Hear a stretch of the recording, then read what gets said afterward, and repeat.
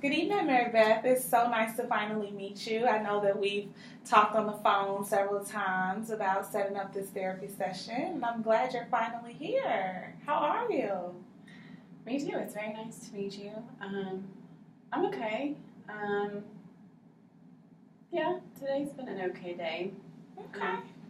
Well, I'll just explain some of the guidelines in counseling and ways that we'll work together as the client, as the therapist. Just to make you familiar with my credentials, I am a licensed professional counselor, mental health service provider.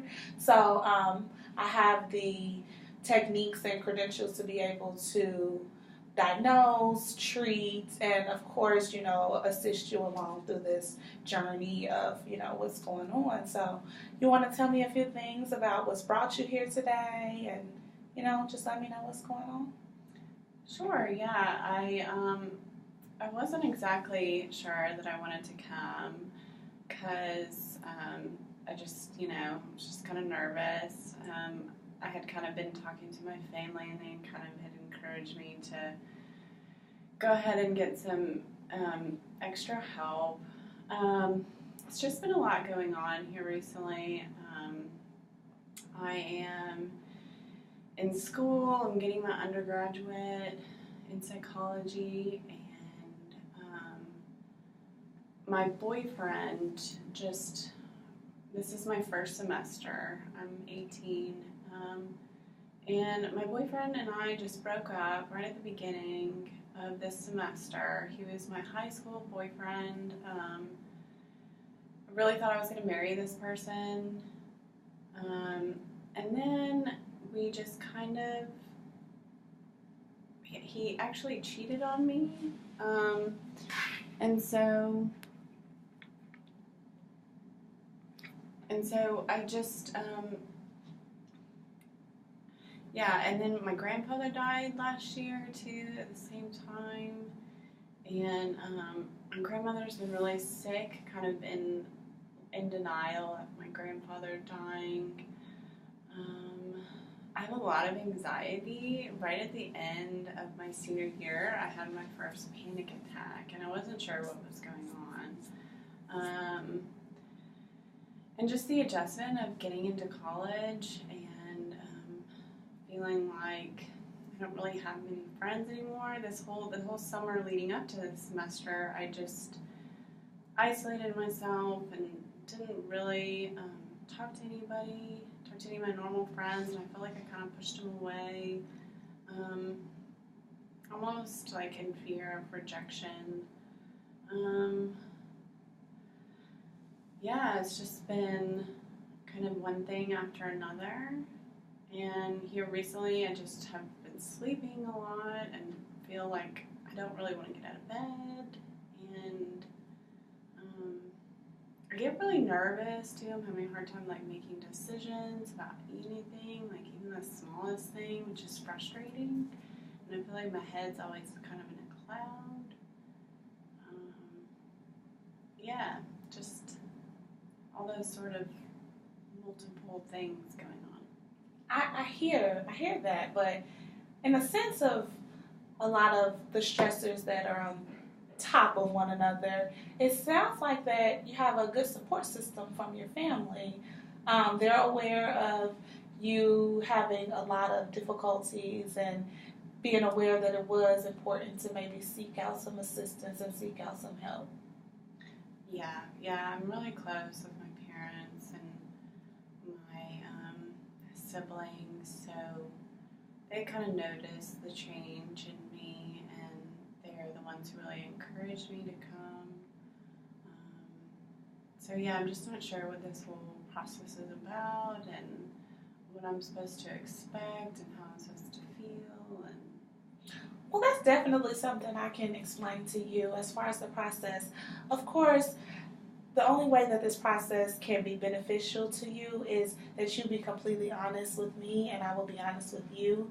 So anything that you don't want to share, I'm definitely understanding of that. But the only way for you to be able to grow and kind of come out on top is to kind of let things out that you want to understand, and just be open and honest. And that's the only way that you and I both can establish some type of treatment plan to assist you. And hey, if it doesn't happen the way you want to, everything will go at your pace, and I will make sure I am here as your counselor to just walk with you through this journey. I don't expect you to have it figured out tomorrow or next week. I just want to be present and be here for you through this time. It's very difficult, and I commend you for even coming and allowing yourself to be so open and so vulnerable during this time. Are there any other ways that you've been able to manage stress in the past? Excuse me. I've run in the past, because usually I'll kind of get really anxious, and so exercise has always helped with anxiety. But here recently I just haven't had the energy or even the desire to really get out.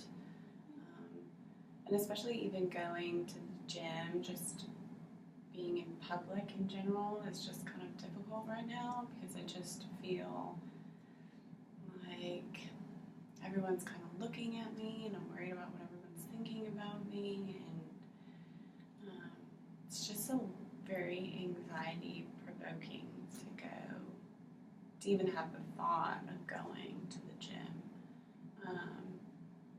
So yeah, I'm just trying to somehow deal with the anxiety mixed with just like no desire to really do anything. I noticed you said that you had your first panic attack the semester before entering your freshman year of college. Tell me what the experience was like, and were you able to identify any triggers that came in along with that panic attack? So once I had my first one, then I had a couple more. And even today, still, I've had, my last one was probably a couple weeks ago. And my first one just kind of came out of nowhere. My second one was related to when I talked to that ex-boyfriend on the phone. And I kind of, because I really just wanted to get back together with him, even though he'd really hurt me. And then he didn't really want to get back together with me, so I just wasn't sure. I just kind of felt rejected again. And so, yeah, I just don't know really like what to do with all of it. So yeah, I had my first one, which was like, there wasn't anything that necessarily happened, and then my second one was after I talked to him, and then I want to say my third one was unexpected as well. So sometimes there are triggers, and then other times there might be, and I just can't figure them out or what they may be. So that's definitely something that we can work on. From the sounds of it, you do know at some times maybe the ex-boyfriend could be a trigger, and other times you just can't identify them. So here we could try to identify ways of knowing when you're triggered into a panic attack, and we can definitely sit down and establish some type of homework design. And I don't want you to be in fear of the homework assignment, but that's just kind of being present when you do notice yourself coming into a panic and increased anxiety. So you can just say, hey, I was here at this time and this is what happened. And that's the way to identify some triggers. And that way, as time goes on, you'll be able to notice that this is what triggered my panic attack, and now I have ways to stop that trigger or, reduce that trigger so I won't go into a panic. So that's something we'll definitely be able to work on. I noticed you said that the boyfriend, he's, someone that definitely increases your anxiety and stresses you out a lot. Just to be clear, have you ever experienced any depression or any type of anxious feelings before the breakup with him or after? I want to say maybe when I was like a sophomore, I had some sort of anxiety. Also kind of related to like a relationship. But other than that, no, I hadn't had a panic attack or anything until after the breakup. And I actually had one shortly, like immediately after we broke up. But yeah, other than that, I hadn't really experienced much panic attacks. And I wasn't even sure what was going on. I felt like I couldn't breathe, and yeah, it was just like you almost feel like you're dying. It was really weird. On average, how long does a panic attack last for you? Anywhere from like 15 to kind of like 30 minutes. Yeah, it just completely varies, and I don't really know, like what is the factor that makes it either last long or not. I mean, it feels like an hour, but usually like 15 minutes. So, yeah, I just don't know, and I'm not even sure like how to kind of calm myself down, except to just kind of like ride it out and wait till it's over. Have you ever heard of any type of relaxation techniques? Mm-mm.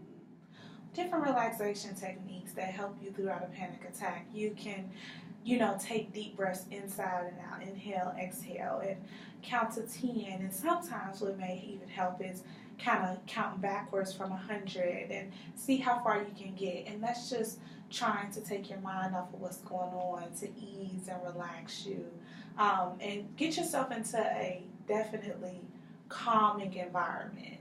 Because when there's so much stimulation around you, that increases the anxiety and the panic, and you have a difficult time calming down. So that's definitely something we can work on, finding some type of relaxation technique that allows you to reduce that anxiety and reduce that stress, because it can be very nervous, scary, and definitely just overwhelming to feel like you're just closed in. And I want to help you get to that point, and we are going to work together to be able to say, hey, let me count to 10 when I feel this anxiety coming on. And, Okay.